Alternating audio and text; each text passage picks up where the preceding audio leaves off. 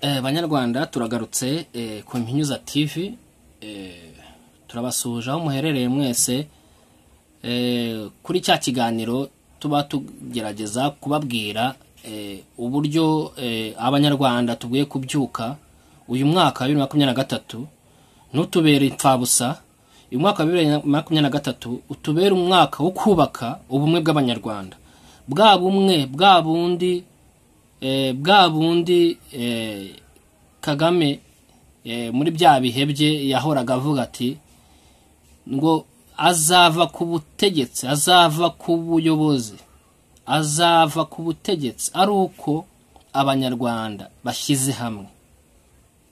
Bivuze ko ayobora igihugu yitoragure nk'uko abivuga, igihugu cyasandaye ba nyiracyo nta bumwe bafite. Ubwo rero bumwe nk'uko twabitangiye kuri uyu mwaka wa 2022 ushize, hari inzira ndende, hari ibikorwa by'uko abanyarwanda twamaze gushyira hamwe, twamaze kumva icyo dupfa, twongera kubona ko icyo dupfana ari cyo kirekire kandi ko tugomba kubigeraho. Ibi rero ni ukuvuga ngo mu nzego zose, abari mu mashyaka atandukanye, abari hehe, turabashimira kubera ko ubumwe buragaragara, ndetse n'abatarabwiyumvamo bagifite ibintu by'amoko, turere, uduki, ibintu by'inzika, turabasabye mu bishyire ku ruhande, kuko u Rwanda aho rugeze naho kwiyubaka, kubaka ubunyarwanda butafite aho bureba, butareba isura, butareba akarere, butareba ubwoko, maze igihugu kikabona ubuyobozi buvuye mu maboko y'abana y'abanyarwanda kandi babishoboye, igisirikare kikajyamo ababishoboye, apana kumvamo ya mazina y'abanyakarundi, bakiba James batagiraho ibihugu bakomokamo, bagiye baba aba generals Uganda, Congo, abakuru b'ingabo muri Congo, abantu badafite ibihugu, mbese agatsiko. Namwe murakabona ko na agatsiko nyine k'abantu babicanyi baje barangije bashimuta igihugu barakiyobora.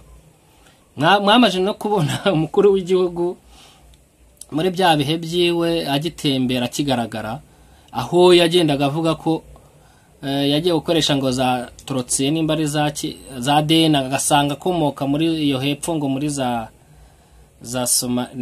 muri Ethiopia. Iryo vangura rero rigomba gushyirwa akadomo.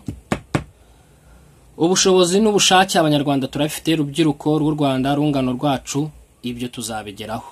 Nizere ko ari namwe narwo rubyiruko mwe muri mu mirimo ya leta, ngira ngo murabibona uko murutana. Ushobora kuba mutabivuga ariko ku mitima yanyu murafite, urazi neza umuntu kuri hejuru, kubwo kuba atafite icyo kurusha, ahubwo ari uko ari uwo kwa runaka. Wakurikira kwa runaka ugasanga no kwa kanaka, kwa kanaka ugasanga no kwaki. Abi bintu by'amoko, uturere, yaturutse Uganda, yaturutse Burundi, yaturutse aha, ibyo sibyo bigomba gumya biyobora igihugu. Ntabwo ubuyobozi bugomba gushingira muri izo nzira. Rero abana b'u Rwanda turabizi, turi miliyoni zirenga 10 na zingahe, barimo bavuga 15 gutyo, ariko abari hanze nabo ngira ngo bamaze kuba beshi. Ubu muri make abanyamaboko y'abana b'u Rwanda bari muri za miliyoni 20 na baramutse babonye ubuyobozi bwiza, igihugu bacyubaka mu buryo burenze uko kiri. Ndetse kubakirwa ku gihugu si amashusho tubonayo, si ibyo bindi batwereka. Kubaka ku gihugu ni imibereho myiza y'abaturage.